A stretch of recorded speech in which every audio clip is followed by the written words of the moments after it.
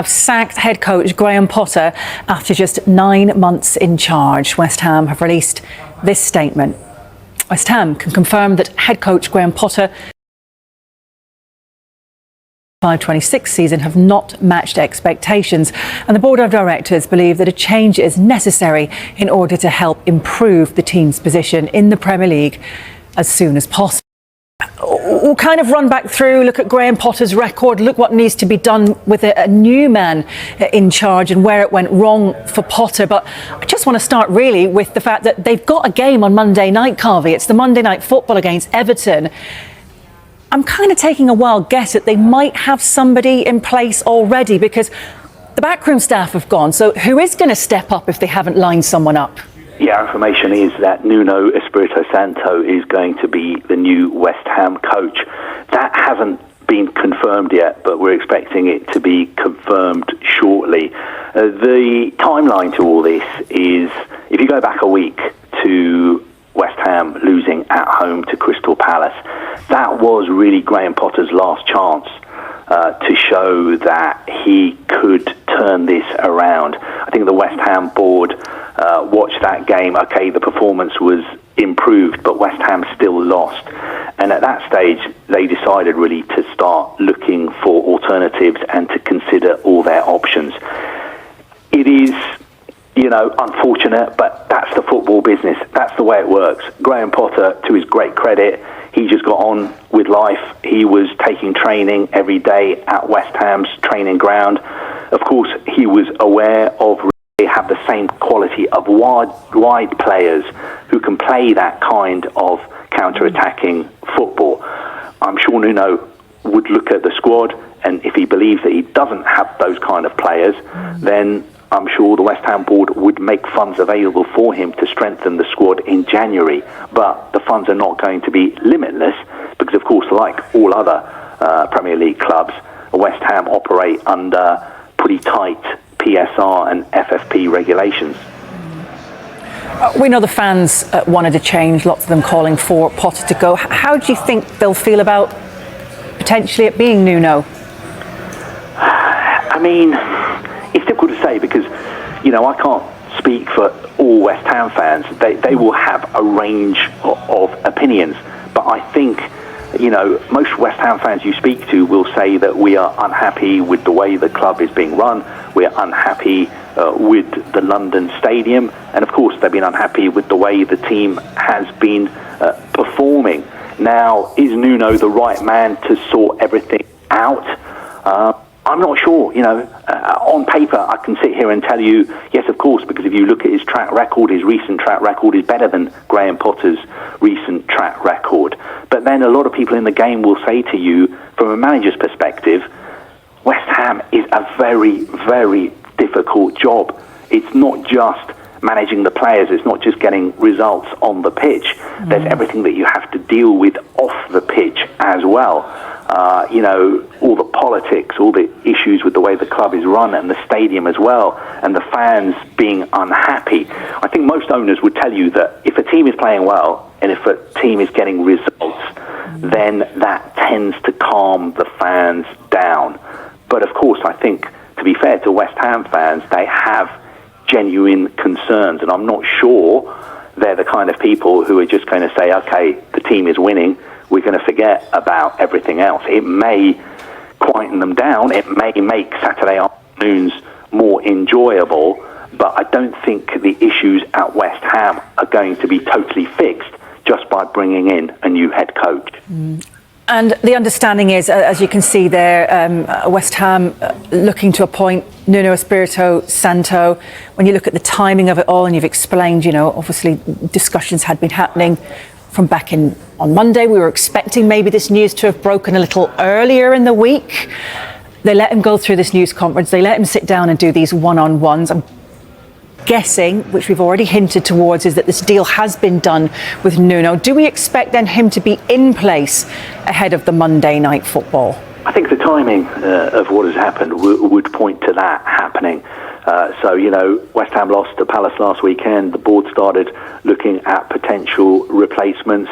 Like all clubs, they would already have had lists of potential managerial targets before that anyway, then they would have started talks with their preferred candidate, and our information all along has been that Nuno has been their number one candidate. We were told on Thursday evening, even though we didn't report it because we couldn't confirm it, that Nuno was going to be the next West Ham head coach.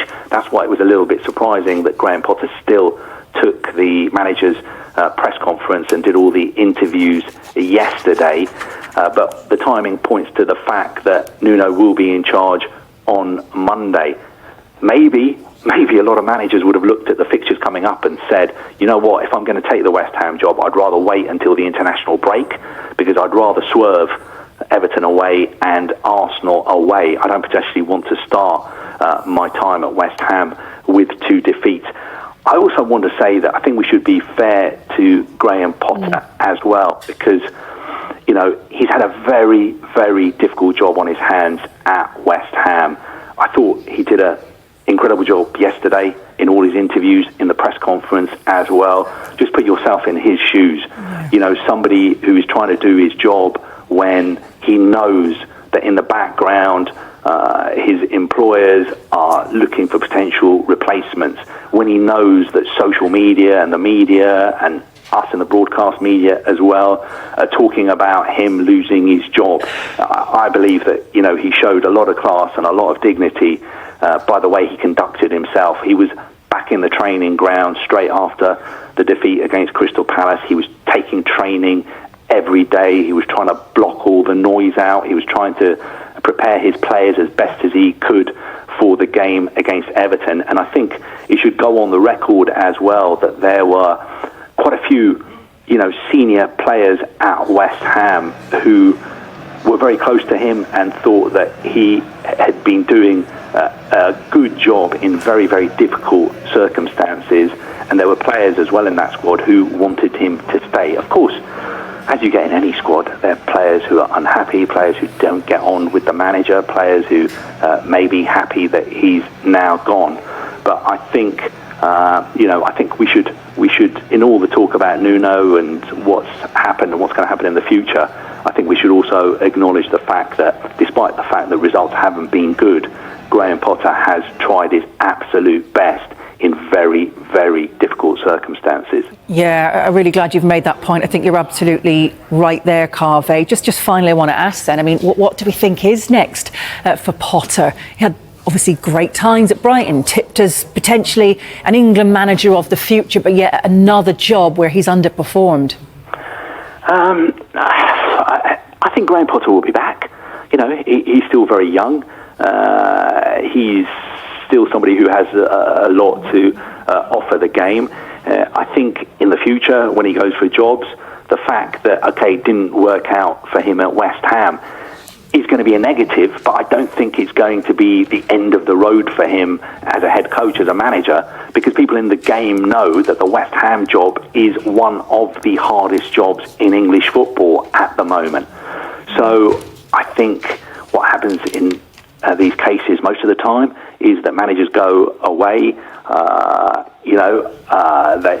they take a bit of a rest. I think he needs a rest. He's been through a lot. It can't be a nice experience going through what he's had to go through in the past couple of weeks. But I'm sure Graham Potter will be back.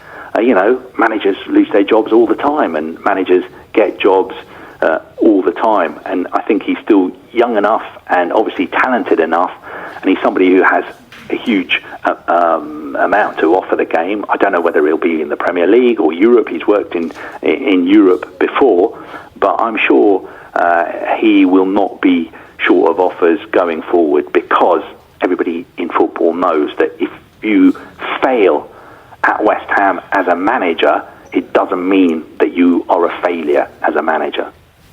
No, absolutely not. Carvey, thank you very, very much indeed. No problem. Well, the news might have come as a shock to Graham Potter, who only yesterday spoke about the need for more time at West Ham. It's like any relationship. The more you know, the more you understand, the more information you have, the more trust develops, the more that you go through some tough times together, you see how each other acts, you come through the other side, builds confidence, builds belief. I think you've got to look at it in those ways. Football's no different to most organisations. If you're going to change things, if you're going to significantly change things, you do need some time, or you need some significant investment. And even that isn't in football, because of how competitive the league is. It's not always the answer.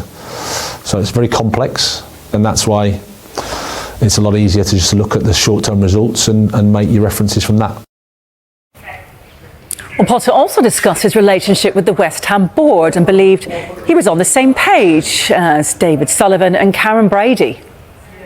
Well, no, I think everyone connected with the club is frustrated with the results we've had against Crystal Palace. I felt that the balance of the team from attack and defence wasn't as good as it could be, and therefore we looked a little bit vulnerable, and that's something we have to improve. And I think we share those views. We also know that we've got to keep working. We've got to keep working on it. We've got to keep working at improving the team and making things better. So we're all on the same page in that regard. Well, it's a pretty dismal record for Potter at West Ham, having taken charge of 25 games. His side won only 6 of them, losing 14, leaving Potter with a win rate of just 24%. Well, West Ham currently sit second from bottom in the Premier League in the relegation zone with just 3 points from 5 games. And this is what the next 6 matches look like for managerless West Ham, starting with a Monday night football fixture at Everton. Then it's a tough trip to London rivals Arsenal before facing Brentford, Leeds, Newcastle and Burnley, all after the international break. Well, Graham Potter had the fewest Premier League wins amongst ever-present sides during his West Ham tenure, as well as claiming the fewest home wins. Only 2 sides have lost more matches in the same period, with Potter's Hammers ranked 15th for goals scored and tied 13th for goals conceded. We can see here just how poor West Ham have been at the London Stadium in the league, just 9 points from 12 games and a goal difference of -10, 7 goals worse off than the next closest side.